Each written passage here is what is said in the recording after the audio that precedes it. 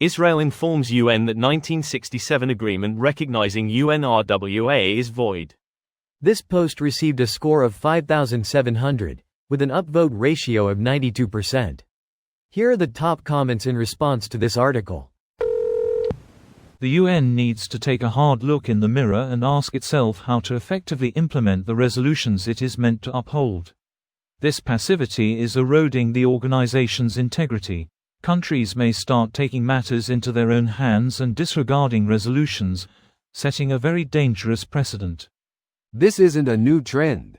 Several hundred UN resolutions have been either partially or completely ignored, or not complied with, since the founding of the UN. The UN is a wonderful ideal, but in practice it just divides the world into blocks. Consensus between all blocks is rare, and, in the circumstances where it does happen, it is usually because no blocks have a stake in the issue at hand and thus, even though they might support the resolution itself in the GA or the UNSC, aren't sufficiently motivated to act themselves, rendering even a unanimous resolution fairly useless in practice.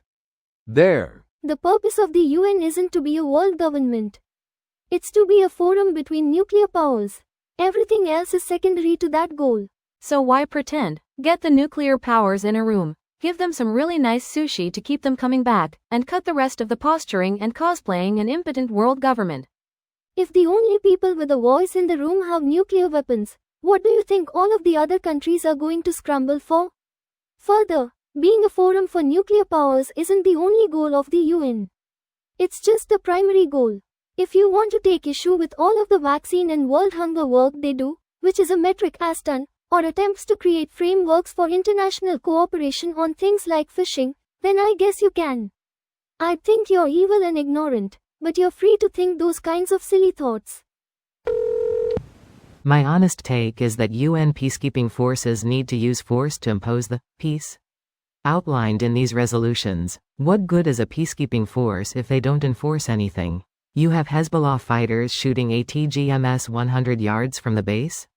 Strike the posture. Israel attacks? Trigger automatic harsh sanctions. Allowing these non-state terror groups to exist alongside the peacekeeping forces is so brain-dead asinine. Could have prevented this whole Hezbollah-Israel conflict. I love what Kenya is doing with their peacekeeping currently. Those MFS are getting in firefights and s.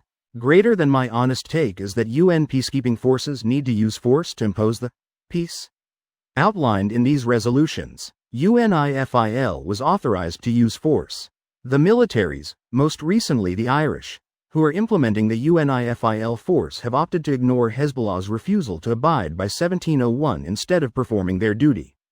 Unfortunately, there's no framework in place for what you do with a peacekeeping force that takes sides or refuses to do its job. This video was automatically created by Reddit to speech. The article and comments in this video were selected from Reddit according to their upvotes, and any paraphrasing was performed by smmry.com, without any human intervention.